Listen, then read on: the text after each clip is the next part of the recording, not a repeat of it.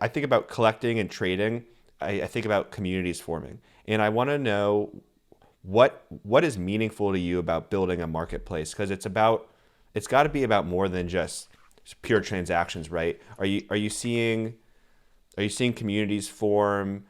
What is that blossoming into? Can you explain a little bit more on that side of things? Yeah, absolutely. I think this is actually one of the big um, principles that we thought really deeply about before starting Magic Eden. And the core principle here is that, and I think this still guides all of our decisions today as we think about what to prioritize to build and not build, is that we think Web3 marketplaces will look quite different to Web2 marketplaces.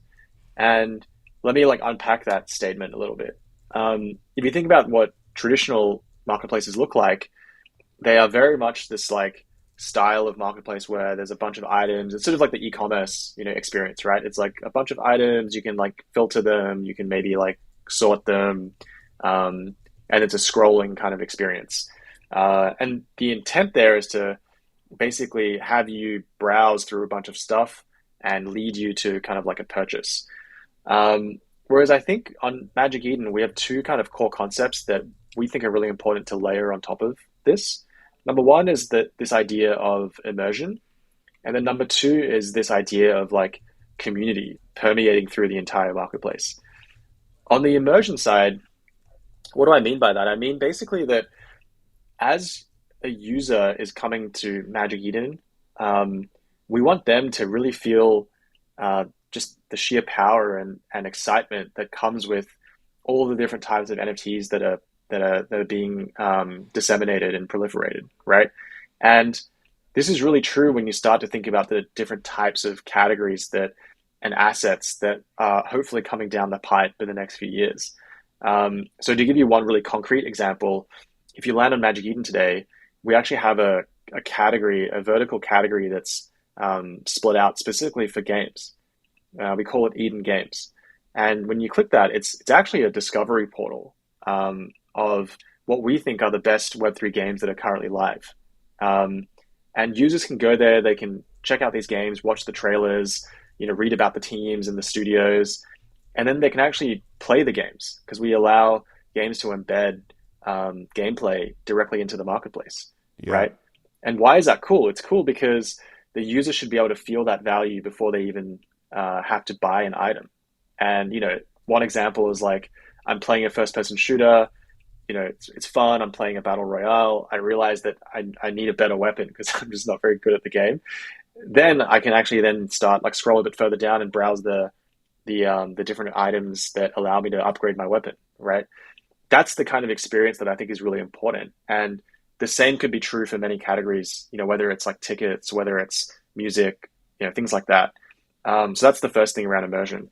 And the second thing around community is that we actually want Magic Eden to be the place that users and community members come and discover uh, different places and groups of people to hang out with, right? Because basically, it's like, why do people join these PFE collections? They join because they want to be part of something, right? Like I'm a monkey holder, I'm a thugbirds holder. Like the reason I join these is I want to hang out in these DAOs, and I like the people that are there. And to get to for those that like one way of discovery is just to look at the visual side of NFTs. That's absolutely one way to discover. But the other way to discover that's really important is actually through like user to user engagement, which is like, hey, what are the people like in this community? And two, like what does this community care about, right?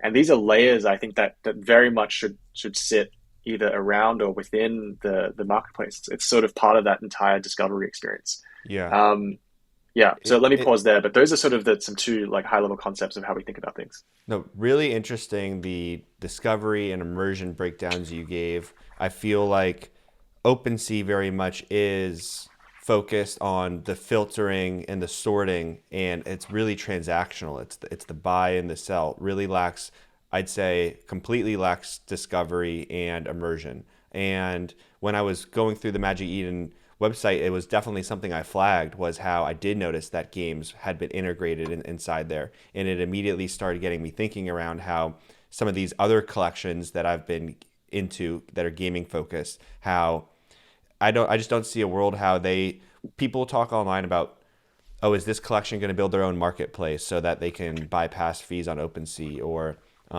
but really going a step further than just the fees, because again, that's transactional. It's how do we integrate marketplaces into the games we play? And you're definitely providing that feature for anyone who's building on Solana. And I would say that's a massive massive utility you're giving, game devs to build on Solana, is because you're giving them that feature to connect with users better.